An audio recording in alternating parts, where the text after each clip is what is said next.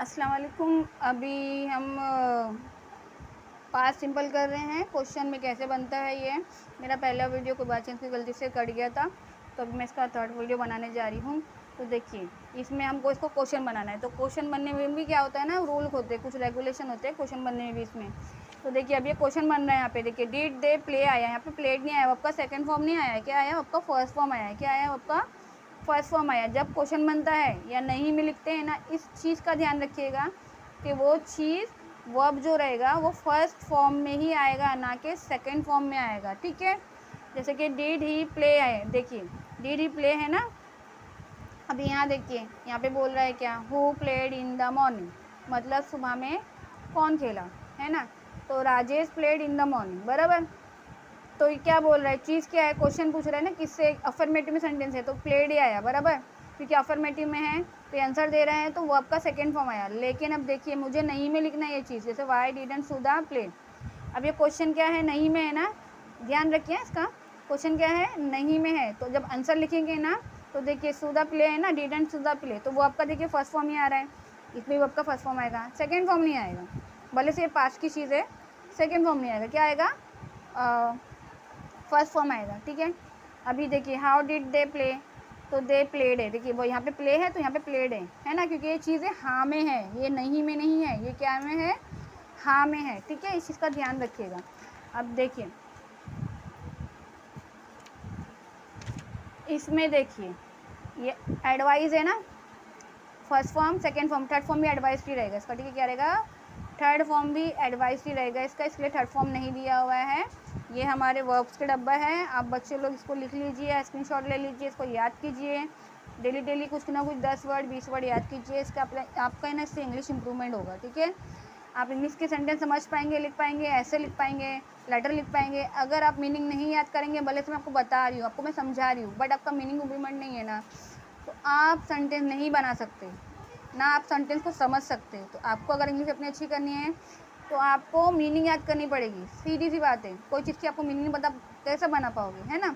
मराठी में देखिए कितनी दिक्कत होती है, आपको पता ही नहीं है क्या क्या जीवन मतलब क्या होता है, वडील मतलब क्या होता है ना। आपके बैकग्राउंड में आसपास में कोई बोलता ही नहीं है तो आपको समझ में ही नहीं आता, सब हिंदी बोलते हैं, बराबर। वैसे इंग्लिश की भी दिक्कत यही है। ठीक है, मीनिंग पाओ, जितना इंप्रूवमेंट रहेगा आप उतना अच्छा बना पाओगे। तो मराठी की ज़रूरत नहीं, वैसे इतनी भी इंग्लिश की ज़रूरत है हमको, क्योंकि हमको जॉब के लिए कहीं भी जाएंगे, कॉलेज है, आगे इंग्लिश ही चलता है ना। तो इंग्लिश अच्छा होगा तो जॉब पे लग जाते हैं, इंग्लिश नहीं अच्छा होगा तो जॉब पे नहीं लगते। ठीक है, उसमें दिक्कत हो जाती है। अब देखिए, यहाँ पे रमेश लैंड में 50 रुपीज़, मतलब रमेश ने मुझे 50 रुपये क्या करा, दिया।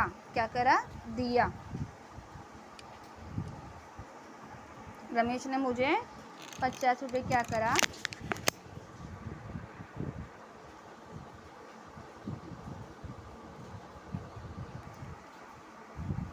ठीक है, रमेश ने मुझे क्या करा, 50 रुपये क्या करा, दिया।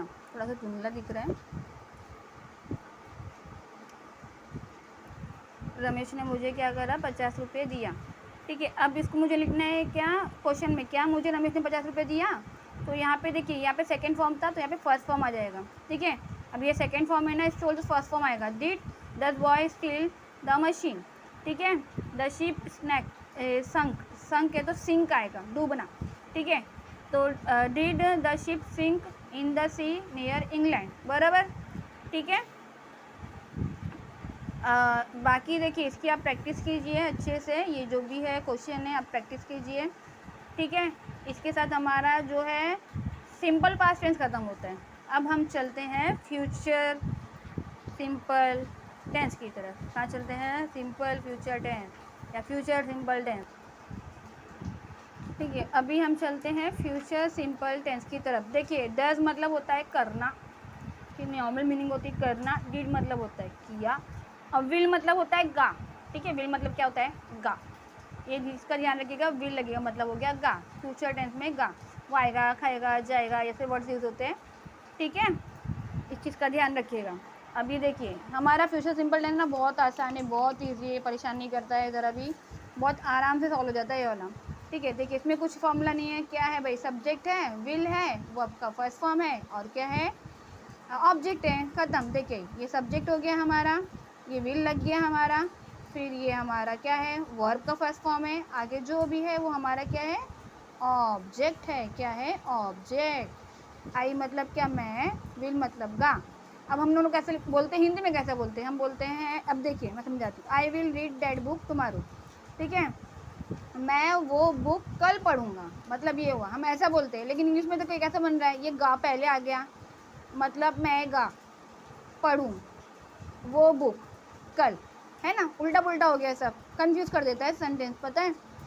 तो ये ऐसे ही तरीके से लिखा जाता है, ठीक है। तो अब हमको सीखना है तो हमको ऐसे ही सीखना पड़ेगा। पहले हमारा गा आ जाएगा सब्जेक्ट के बाद में, फिर वो आपका फर्स्ट फॉर्म आ जाएगा, फिर हमारा आ जाएगा, क्या आ जाएगा, ऑब्जेक्ट। क्या आ जाएगा, ऑब्जेक्ट। इसका जो फॉर्मूला है, फॉर्मूला सिंपल सा है, देखिए, सब्जेक्ट है, शैल तो पहले लगता था, अभी लगता नहीं है, सब में विल ही लगता है, ठीक है। जैसे इसमें डिड लगा था ना क्वेश्चन बनाने के लिए या फिर नहीं लिखने के लिए, वैसा इसमें सब में डिड ही लगता है, ठीक है।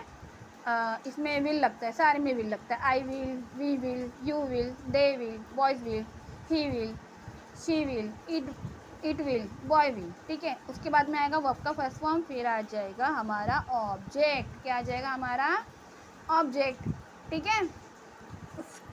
समझ में आया आपको, सिंपल सा है, कोई दिक्कत नहीं है इसके अंदर। I will read that book tomorrow, मैं वो बुक कल पढ़ूंगी, ठीक है। फार्मूला मैं चाहिए तो लिख दूँ, आपको अगर दिक्कत हो रही है तो। फार्मूला क्या है इसका, फार्मूला है हमारा subject plus will plus verb का फर्स्ट फॉर्म प्लस हमारा आ जाएगा ऑब्जेक्ट, ठीक है।